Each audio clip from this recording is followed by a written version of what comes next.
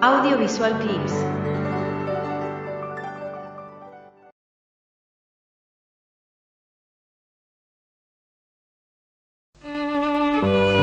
Vamos a hablar de Héctor Berlioz. Berlioz fue el primer compositor, digamos, importante en la historia que no se destacó por su condición de instrumentista. Ajá. Y que no demostró su talento tempranamente. Casi todos los grandes músicos de la historia ya de chicos eran virtuosos, pelaban las naranjas solos. Sí, sí. Bueno, no era el caso de Berlioz. Nunca aprendió a tocar bien ni un solo instrumento. A lo sumo tocaba un poco la guitarra y algunas notas con la flauta y nada más. No se sabe mucho acerca de la niñez de Berlioz. En Saint-André, en donde nació el 11 de diciembre de 1803. Pero es evidente que recibió una educación musical bastante escasami, porque el padre, que era un médico, trató de educar al niño, pero en el campo de la medicina. Él quería que fuera médico, ¿no? Y recibió algunas lecciones y nada más. El padre no estaba muy entusiasmado con una carrera de músico para su hijo. Contaba, sin embargo, con un factor que lo favorecía, que era el genio. Era un tipo genial. Así que, creativo, digamos, imaginativo. Claro, sí, inteligencia, el cerebro que funciona, y por ahí no tenés mucha instrucción, pero lo haces igual. Bueno, como hemos dicho, carecía de una formación adecuada, pero con su imaginación podía convertir incluso ese defecto en una ventaja. Bueno, de manera que se convirtió en el primer romántico francés, el primer exponente auténtico de lo que después en Europa se iba a llamar la música del futuro, ¿no? ¿Qué significa la música del futuro? La que viene con Wagner, con este tipo, perfecto. En donde con más complejidad de arreglo. Con más complejidad, ¿no? Pero además dejando de lado la estructura de pregunta-respuesta, con tonalidades y armonías ambiguas, y sin que la tonalidad fuera tan tan marcada, no tan presente, marcada, como en la música tradicional. El mismo romanticismo todavía era muy tonal, pero poco a poco los románticos fueron afantasmando esa atracción que ejercía la tonalidad. Pero además fue Berlioz el primer tipo que empezó con la música de programa. ¿Qué es la música de programa? La música de programa es la música que aspira a contar una historia. Bueno, ahí está Wagner, que fue el que inventó incluso el leitmotiv. Era cada vez que aparecía un determinado personaje, ahí está fulano, y está Mengano y todas las cosas así. Pero esto provocó una polémica impresionante en Europa. Algunos, como Hanslick, dijeron, Hanslick era el crítico más famoso del siglo XIX, decía que la música no significaba nada, que incluso él hacía el chiste de cantar óperas muy sentimentales con letras graciosas. Claro. Igualmente resultaban efectivas. Claro, y al revés, cosas graciosas, qué sé yo, con letras dramáticas. Igual funcionaba. Claro. Pero los creadores y los defensores de la música de programa decían que se podía contar historias y llegaron a hacer cosas totalmente absurdas, que ya hemos contado alguna vez aquí en este programa. Bueno, era Era Berlioz un tipo muy original en todos sus aspectos, ¿no? Y quebró el sistema musical establecido en Europa.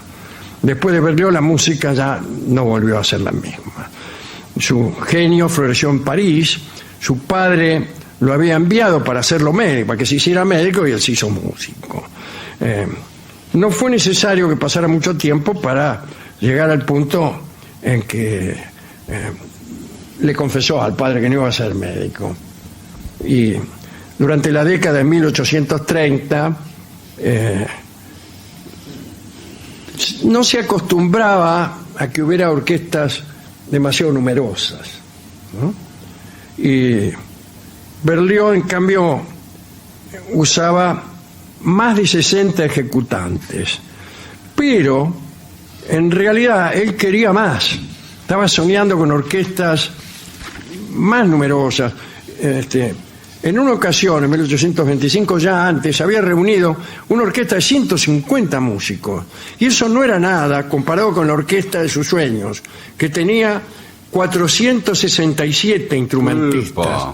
Y un coro de 360, aparte, ¿no? 242 cuerdas, grupos de 30 arpas, 30 pianos, 12 címbalos, 16 cuernos franceses y una variedad exótica de instrumentos de percusión, ¿no? Y sus amigos lo consideraban un hombre poco práctico. Y sí, esto. ¿Dónde pone 30 pianos y todos esos músicos? Y los enemigos decían que estaba loco directamente. Y ahí viene cuando compone la más famosa de sus obras, y una de las primeras, ¿no? La primera obra importante.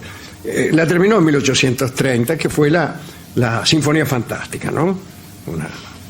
Y existían algunos precedentes de música de programa, pero esta era pesadamente de programa. Y empezaron también, además de las polémicas, las preguntas, ¿no? Si esa música podía escucharse, por ejemplo, sin conocer el relato. Claro, claro. Vos no conocés el relato. Claro. Bueno, era como un ballet sin bailarines. Claro. Y él aspiraba a que la gente oyendo se imaginara el relato. Bueno, cuanto más complejo era el relato, más difícil era conseguir que la gente se imaginara esto. El caso es que Berlioz había utilizado en esa Sinfonía Fantástica muchos pedacitos de otras obras que no había completado y los metió ahí. Motivos que tenía ahí. Sí, motivos que tenía. Los metió, y entonces si los tenía de antes quiere decir que no eran hijos de una historia. No. Sino que como decía Hanslick, sí, no significaban nada. Hoy en día no se piensa en música de programa, pero sí no se llega tan lejos como Hanslick, que decía que la música nunca significaba nada. Algo significa a veces, pero hay que hacer un poco de fuerza, evidentemente. Bueno, como acá viene cuando le pasa algo terrible. Se enamora de una actriz. No hay peor cosa que enamorarse de una actriz. Sí, bueno, yo me imagino. Era una actriz irlandesa, Harriet Smithson. Bueno, limitarse a decir que estaba enamorado sería como afirmar que los océanos tienen cierta cantidad de agua. Estaba enloquecido. Claro. Pero qué difícil una actriz. Y sufría, lloraba, renegaba, desaparecía, se perdía en los campos. Y a veces sus amigos, Liszt, Mendelssohn, Chopin, tenían que buscarlo, porque estaban convencidos de que el tipo estaba dispuesto a suicidarse. Escribía acerca de su angustia, su inextinguible pasión, su cuerpo estremecido de dolor. Bueno, si ella pudiera comprender siquiera por un instante, bla, bla, bla, bla. El caso es que el tipo no era retribuido por esta señorita Smithson. Es más, no se habían visto nunca. ¿Por qué estaba enamorado? Porque la había visto en el teatro. Exacto, era lo que iba a decir. Le iba a ver al teatro, o sea, claro. no la conocía.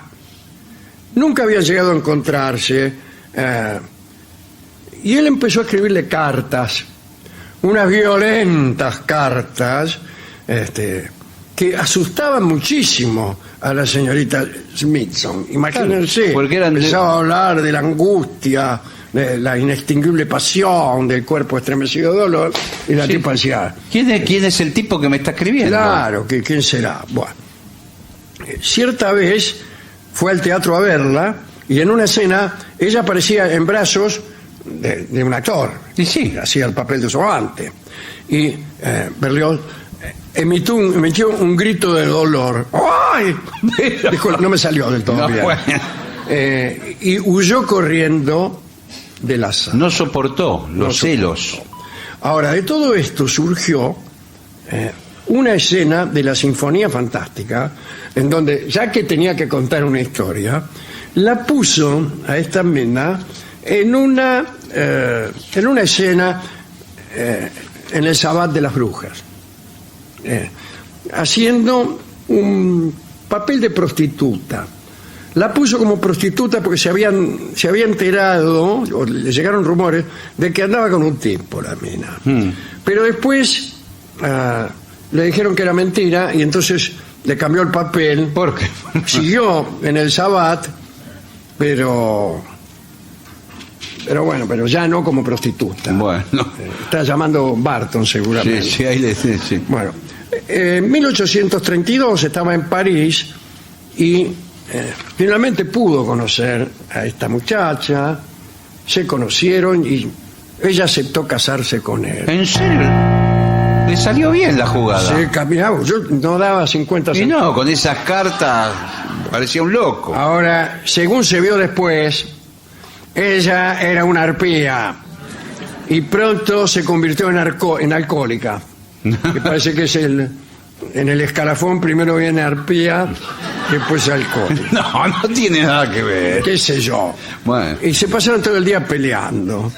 Y en los intervalos entre dos peleas, Berlioz se zambullía en la vida musical europea. Muy pronto se convirtió en el líder de la vanguardia musical. Y ahí aparecen un montón de obras.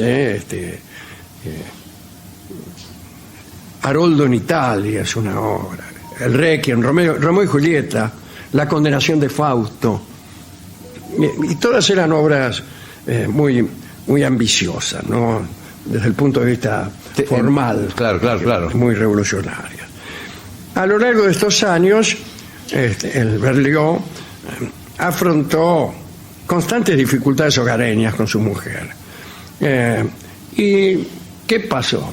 Se consiguió un amante. Te juro que ya lo veía venir. Sí, yo también. ¿Viste cuando te hice el gesto así? Sí. Quería decir que se había conseguido un amante. Lo que él idealizaba, ese amor Claro. no era tal en la realidad. Era una cantante, Marie Recio, y se casó con ella después de la muerte de Harriet. Disculpe si la muerte de Harriet la trato con cierta liviandad. Pero escúcheme, pero bueno, qué está rápido escrito que, así, ¿qué quiere ¿qué que pasó? le diga? Bueno, Eso fue en 1854. También tuvo problemas con sus colegas, con el público. Los músicos de la antigua escuela se opusieron a estas innovaciones de Berlioz o sencillamente las ignoraron. Se había relacionado con el director Habeneck, François Habeneck, que era un tipo que se tenían bronca. Y parece que en 1836 Berlioz obtuvo uno de los pocos encargos oficiales de su carrera. Le encargaron una obra del ministerio de no sé qué. Y bueno, y en el estreno, el director de la orquesta era Habeneck, François Habeneck. Y Berlioz estaba inquieto, porque no le tenía mucha confianza. Parece que en medio de la obra, que era con una orquesta numerosísima, y Berlioz estaba incluso ahí medio en el escenario, sentado en una silla. controlando la percusión, me parecía a mí. Sí. Y por ahí Habeneck se perdió. Se perdió. La partitura no Perdió, sabía. qué sé yo, no sabía qué hacer, quedó quieto, y Berlioz saltó, Sí. agarró la batuta, marcó 4 Sí. y siguieron así hasta el final.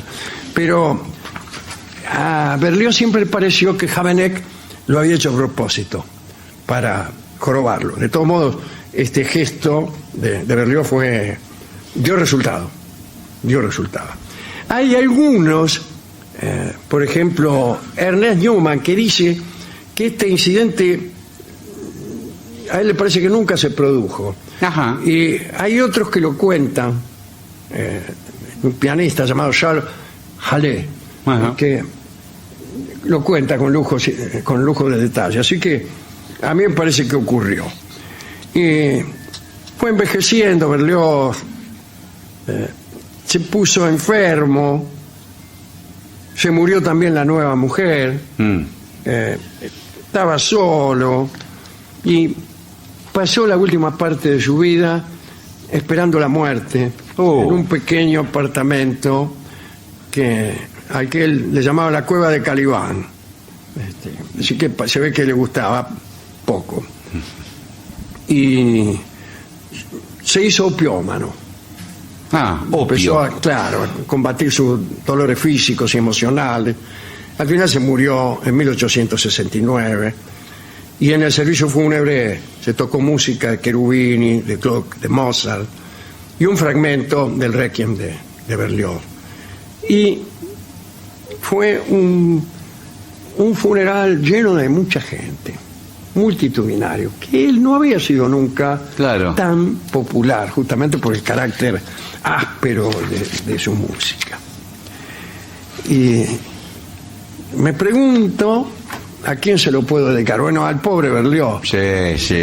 No a la actriz. ¿Por qué? Harriet. Aunque vaya a saber quién tenía la culpa, porque la verdad es que un tipo que va al teatro, le escribe. Va al teatro y la tipa está actuando, la besan y el tipo se va del teatro. Yo con ese no me caso. No, y emite un sonido de la platea, un grito. Imagínense. Y escribiéndole esas cartas del dolor inextinguible, qué sé yo.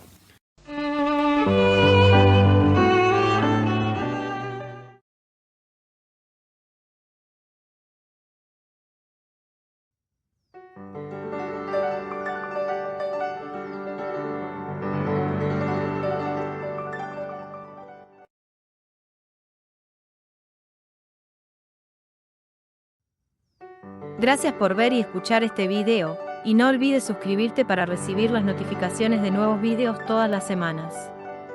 Dale a me gusta si te gustó, y comparte en las redes sociales para que el canal siga creciendo, y trayéndote a los mejores exponentes de las artes audiovisuales.